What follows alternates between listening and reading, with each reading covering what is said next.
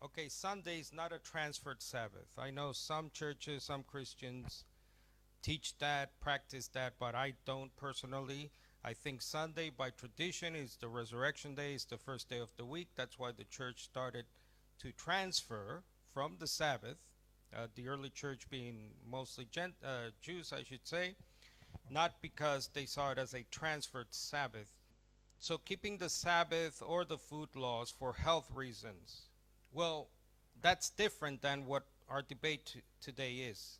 Is it a matter of religion? Is it a religious reason that I want to rest on any particular day, being Saturday for my opponent or Sunday for myself? I don't have any issues resting on a Sunday. Is it a health issue or is it a religious reason? So that's the question today. Now, when it comes to the foods, and my opponent mentioned, well, are we to eat poison plants and poison meats? Or am I to eat, by tradition, I'm from Central America, we have a certain base diet that we're raised on. So does that mean I can go and eat the base diet of Vietnam or China or etc.? No, that's a choice, right? So it's not that when Jesus says all foods are clean, when Paul agrees all foods are clean, it doesn't mean I'm going to go eat, forgive if I'm crude, dog in certain parts of the world. If you want to eat it, if that's your basic diet as you're raised, I don't see a problem with it. I don't think Jesus and Paul would see it as a problem. Mark 7:15, my opponent said that the words there, translated as all foods are clean by Jesus, are added. I think what he means, and you can check this out, is that the brackets or the parentheses are added by translators. But the actual words, in as far as I know, every Greek manuscript are there that are translated, all foods are clean. And that is a comment by the author Mark 7:19, but it doesn't mean the words are not in the manuscripts. As far as I know, they are. What I think he means is the brackets or the parentheses, which is a comment by the author, are added by the translators.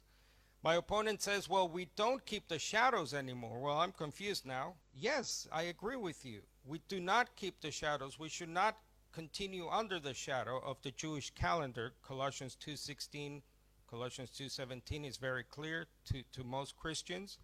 It's a negative shadow. Don't be under the shadow. How do we know it's a negative? Paul is saying there because the context tells you, do not let anyone judge you whatever you want to eat, or don't let them judge you when it comes to the so-called Jewish calendar, or the trio as it's called, the Sabbath, the new moons, the festivals.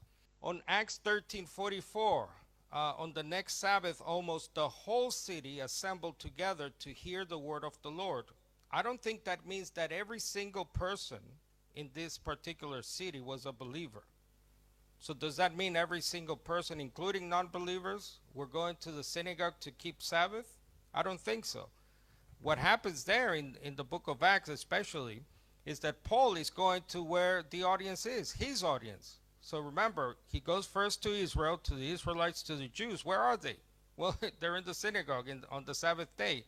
That does not mean Paul, by religious observance, was still keeping the Sabbath. Because again, he just said it's a shadow. He just said, do not let anyone judge you. So I think he's simply going, Paul, to where the action is, as we would say today. That the food laws are for health reasons. According to the Bible, in the beginning, God made everything good. Quote. That's Genesis 1:25. And when God made the covenant with Noah, if you remember, in Genesis chapter 9, what did God say to Noah? Every moving thing that is alive shall be food for you. Genesis 9:3, that does not sound like God mandated Noah to keep the food laws. Later in Leviticus chapter 20, we read, I am the Lord your God who has set you apart from the peoples. You are therefore to distinguish between clean, unclean animals and birds. You are to be holy to me because I, the Lord, am holy, and I have set you apart from the nations to be my own. That's Leviticus chapter 20, verses 24 to 26.